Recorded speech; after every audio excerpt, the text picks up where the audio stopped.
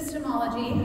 And before we get started, I would like for you to imagine for a second that you just won a 90-day, all-expense-paid vacation to a fabulous destination, and the only thing that you have to do is pack a bag right now. Let's go! Who's with me? Yeah. Okay, class is over. Because for most business owners, that strikes fear in them that they have to miss those kinds of opportunities. No one here, I guess. Everyone could leave their business and it would be smooth sailing for 90 days. I don't know about that. No, that's what I thought.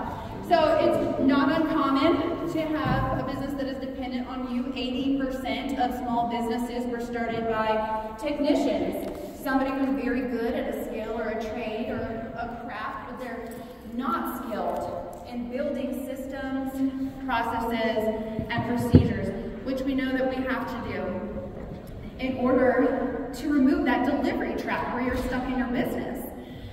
So in order to remove key person dependency, you have to change the way that you operate your business. And I know that because I'm an entrepreneur myself. And at one point in time, I had started, scaled, and sold some businesses in such a variety of industries that I really thought I had it down to universal principles that could be applied absolutely anywhere. And that's when I had the opportunity to open a flooring store. What do you think happened next? Yeah, so I'm glad that I did, because I encountered challenges that otherwise I could not have even fathomed running a flooring store. And in the end, it totally leveled up my business development game. So as I was discovering that the flooring store was going to be a bit of a wild ride, I'm also a parent, and it just so happens that I gave birth to this wild child right here. This is baby Alice Jane. She is my third child, and she is sugar and spice and everything nice, and also a complete hurricane, wildly different than my other two children. So if you're a parent, you already know there are many parallels between raising actual babies and business babies, and I discovered yet another one. When come to find out, when I thought it was an old hat because I've had two other kids, I had to really adapt my parenting, and ultimately I did become a better parent to all of my children because of baby Alice Jane. So not a lot unlike my experience in the flooring store. But initially I was doing a lot of work in the business and not on the business, which we know we're not supposed to be doing, right? Right. Because of this guy. If your business depends on you, you don't own a business, you have a job, and it's the worst job in the world because you were working for a lunatic. Who's heard that quote before?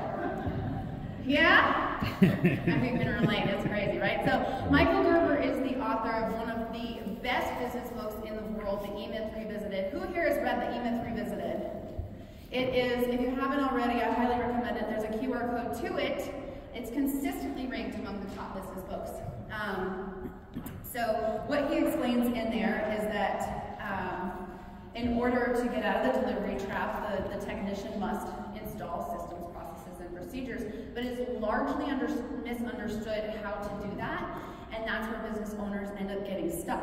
So Michael Gerber teamed up with a guy named David Jennings out of Australia, and together they ended up writing a book called Systemology, and it happened to have been published in 2020, right as I was really in the thick of it, with the flooring store, baby Alice Jane. We all know what else was going on in 2020, right? It was wild. So I got to apply this methodology under really difficult circumstances, and it radically changed my approach to business and my perspective on quality of life. So I consider it to be one of the top business books that I've ever read, but it is not ranked on any list. In fact, it's quite the hidden gem, if you will. Has anybody heard of this book? Has anybody read it? No. Hey, we've got a systemologist up in here. The book in my back. It's a long way down. Especially when you're in the back there. In the back of this one. Okay, well, I've read the book like a Bible. It has like all kinds of bookmarks and highlights. It's a really easy read, but I've returned to it many times because I iron things out and applied it in that store. and other businesses. So this is really such a level up, guys. What I'm going to teach you today, a lot of times people jump to, oh, this for some reason cannot work for me. And when I really get into that with business owners, it turns out that it's not that these principles or this methodology won't work. It turns out that it's more like an attachment to your comfort zone for some reason. Key person dependency serves you on some level. And I totally get that. But if your brain tries to interrupt me today with thoughts of why you cannot apply this stuff, and just in case of that, I'm going to challenge it right out the gate by letting you know that people who sat in this class last year have gone on to do really great things with the information that I'm sharing today. As evidence that you can do it, this is Carrie's fully documented processes and procedures. She sent me a picture of a physical copy of it, and she sat in this exact seminar last year. So Carrie was highly motivated to systemize her business because she had a dream of starting another one. Whatever it is for you, for me, I scheduled birth jobs. I scheduled a C-section around which flooring jobs were going and when, and I remember exactly which ones they were. So my life, my schedule was really controlled by having to be available to put out fires all the time, not having a lot of flexibility, and I didn't want to miss out on opportunities to live life, so I was highly motivated by that. If you're highly motivated by a 90-day vacation or something else, or the option to sell your business, whatever it is, and that might freak some people out. They think, I never want to sell my business. It doesn't matter. Even if you never want to sell your business, if you build a business to saleability, you've built it on a foundation that is then much easier to run so that you can enjoy life more. So does anybody have a why that comes to mind for them right now? Why do you want to systemize your business? Of peace. Peace. Mental clarity, a little more room in your head to think and be creative, right? Yep. Yeah. That's a good one. So I want you to hang on to what comes to mind for that, because systemology is not about the business, it's about your quality of life. And then we're going to get right into it. Who's ready? Okay, come on, guys. I know you're like, woohoo! Can you hear me? Okay. Yeah. Step one is define. The first thing you're going to do is define the first 10 to 15 business processes and procedures that you're going to document. And people's first question is, how do I know which ones to document first? What do you think? The ones that get screwed up. The ones that get screwed up? Yeah. The ones you use every day. The ones you use every day. So we're going to use our imagination one more time. Imagine that you're up at the hotel bar and for some reason you're sitting next to somebody who's not in this industry. That would be like super weird to be here if you're not in this industry right now. But so say you run into a stranger and the stranger asks, you know, so what do? And you have to explain to them, start to finish, what your business does on a cocktail napkin because it's the only thing available. What things would you write down? A lot of people are like, oh, well, in this situation, I have to do this, this, and this. And this. So just pick one target customer and one target product and take it from the top, start to finish. How does it go? Does anybody here do residential carpet replacement? Yeah? So, start to finish, how does it go? What happens first? They call you, right? Have you done that? They call you, and then what? Schedule, measure. Schedule, measure. And then what? Selection. Next. Close. Sell. Close. Close deal. Estimate. All right. There you go. Estimate. Sell. Close. Okay. Install. Get the install. Close. Sell it first. Close it. Sell it. Close it. Okay. Okay. Sell it. Sell it. We're going to sell it. Then we're going to close it. We're going to get a deposit. Yep. Right? Get paid full.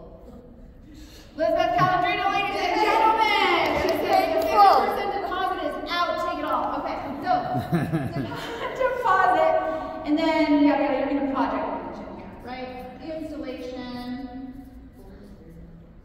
materials, okay, order materials up here. All right, manage. Okay, install is finished, right? Install complete, then what? Thank you letter. Testimonial. Elizabeth Palomino says testimonial.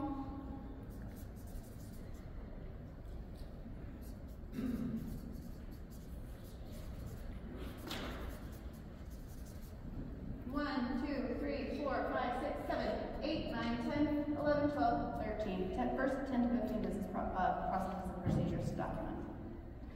These are your MVPs. These are your minimum viable processes, the bare bones of what it takes to run your business. And those are the first 10 to 15 systems that you're going to document. Got it? Then, does anyone have questions about that? Okay. The cocktail napkin. This is the worksheet version. You can download them here. All worksheets that I'm going to do. This is called the Critical Client Flow, the CCF. Just filling out this document, it's your cocktail napkin and a worksheet. It's going to help you to iron out your systems. You're going to notice where there's gaps. For me, when I work with other business owners on this, what I notice the most are redundancies and duplicate efforts. So by filling out this CCF in this format, you can almost immediately plan for things to become easier and possibly reduce expenses. Step 2, assign. This step asks you to recognize that the knowledge of how to do something well already exists within your team. So you take your critical client flow and you're going to assign everything in it to a knowledgeable worker. Modeling your best team members is the best kept secret to rapid systems development. So if you have, let's see, this is your critical client flow, you're going to have, the install. The install is going to be documented by your best installer. There's another assignment that you make during this piece, and that is called your systems champion. It's the person who best documents processes and procedures or anything. So you're teaming up your model team member and your systems champion. The systems champion, there should always be 2 people doing any step of this. The systems champion is your person who is always making lists. It's your person that's always taking notes in a meeting. Really, really organized person. A lot of times it's an office manager or an admin. Sometimes it's your spouse, but it cannot be you. It is never you. And so some people are like, well, I don't have that person in my office. There's a woman in the trade press here within the industry that hired a virtual assistant, a VA, in order to do the documentation, and that person worked hand in hand with her model team members. I've had a lot of success with what I call 10 to 2s. Does anybody work with any 10 to 2s? Know what they are? Those are moms. They drop off their kids in the morning, and they pick up their kids in the afternoon, and they want a little job, but not a full-time job. And it can be a smoking deal for both of you. They're also, you know, moms that are dropping off and picking kids are pretty organized. So you choose your systems champion. Cannot be you. And you find one if you don't have one. Does anybody have a systems champion that comes to mind immediately in their office right now?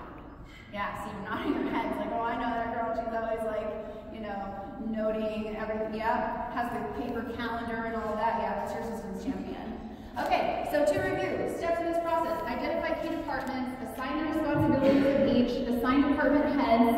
Oh, dang it. You guys can't see my notes on this one. I did skip that part. Okay, so you're also going to have a department's responsibilities and team chart. You're going to take everything from the critical client flow and you're going to assign it to department heads within your organization.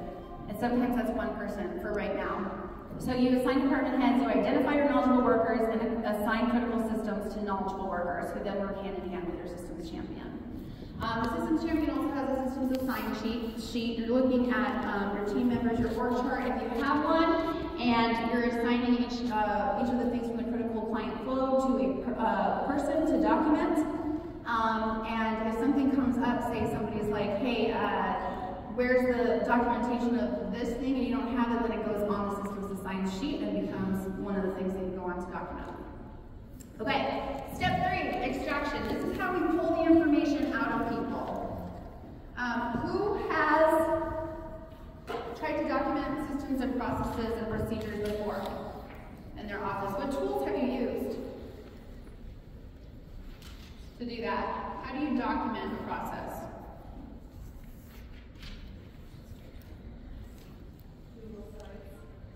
Google Sites is a good place to house them, to organize them.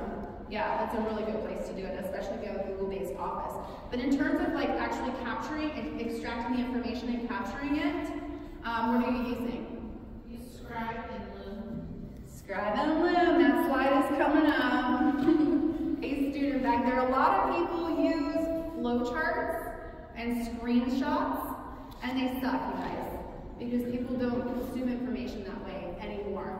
So they'll people will stop referring to your documented processes and procedures if they're not in a format that they can understand. One of the reasons that systemization fails most often is because the systems are documented in a way that people aren't used to consuming them. Very often they're created on desktop computers, and they're almost always accessed by team members from their phone. So if you can document your processes and procedures in a way that they can be consumed on a phone, then you're going to have a higher success rate of people actually utilizing them, and that's what makes them stick. That's what avoids the dreaded, but I didn't know, is when you have them organized in a place where everybody can find them and it's easy for them to do that. So what's the best way to share information that people can quickly reference on their phone? Video. Yep. Video is the way to go. I mentioned to VA earlier what that woman who works in the industry, the trade press, did was she just recorded everything that she was doing as she was doing it anyway, sent that to a VA and had it transcribed, and that becomes a how-to document. They're filed together, and it becomes super searchable. So if you're using Google Slides now, from your drive, your team members can search the term related to the process that they're looking for, and it pops right up. That's good. Got it? So video capture software for your computer, I have some up here. In the field, it could be a GoPro. Almost everybody tells me they cannot integrate this. There's no way they can get everybody to video things. Does anybody feel that way? I know Liz will video the heck out of something. Because once you get the hang of it, you start to love it, right? At first it's a chore because you don't understand it, because it's not something you regularly do, and then you start to do it and you're like, whoa, I'm doing this all wrong. So you can get some of I don't know if you guys had a chance to grab those QR codes, but yeah, I can also email you the slides if you want to reference these later. Yeah. So step 1 in this part is using your department's responsibilities and team chart as a guide. Create a timeline to get to work extracting your systems. You prioritize based on solving problems you know currently exist within the business.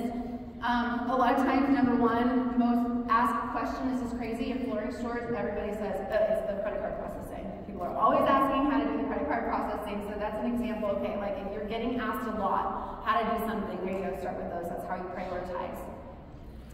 Document each identified system, and then an important component of this step is to identify how you will maintain momentum. Figure out what motivates people, because that's what's going to keep it going. So in the book, you suggest figuring out if it's rewards or punishments that are going to motivate people to adopt a systems thinking mindset. I think it's important to really get to know what each of your team members value for any reason. So knowing what they value is going to help you to figure out how to position the benefits to the individual of moving towards a system thinking culture. So if you've got somebody who will never take a vacation because anytime they're out of the office, they come back to a mountain of paperwork and it's just miserable, you can tell them, well, when we get through this series of steps, you can take a vacation anytime and we can cover it because we'll know exactly what to do. You won't be drowning when you come back. Another easy peasy way to get people on board is to give them the book. Give them the book, Systemology, and let them see for themselves all the number of benefits that it serves for them. All right, step 4, organize. So where do you guys store your documents right now? Your documentation of processes and procedures? Google Drive. Notion. Does everybody know about Notion? No. Google that. Really cool. So there are a number of different ways that you can organize this information. I think the best way to do it is to look at your existing tech stack and use tools that your team is already using. For me, it's often a Google product, Google Drive, Google Slides works great, Google Sites. For Carrie, that I mentioned earlier, she used OneDrive because it's a Microsoft-based office.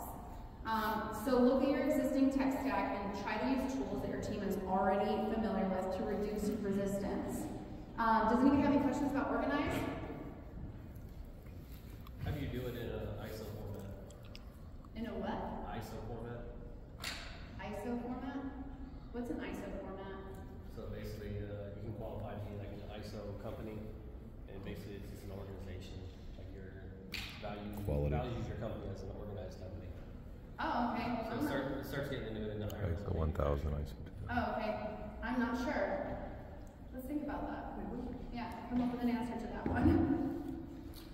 So, coming back here, do you know last time I taught this, I couldn't pull my notes up either, and I just winged it the whole time, and this seems to be like a thing because I can't see my notes here. Are you guys following now? Yeah. Yeah? Okay. We're doing good then. Perfect. Good.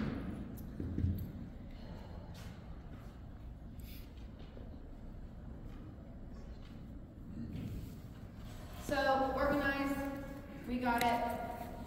System-centered businesses always get higher multiples and sell for top dollar because anyone can buy them, not just only people with certain skill sets. Once you have things organized and people understand how to find the information they need in order to do a job, it really raises the value of your business because now anybody can go in and buy it. So that makes it super critical here because it doesn't require a certain skill set in order to buy your business. And in this industry, the number of people with the skill sets required to run, say, a flooring store, tile installation business is diminishing, not expanding. So it increases even more the value of having thoroughly systemized operation.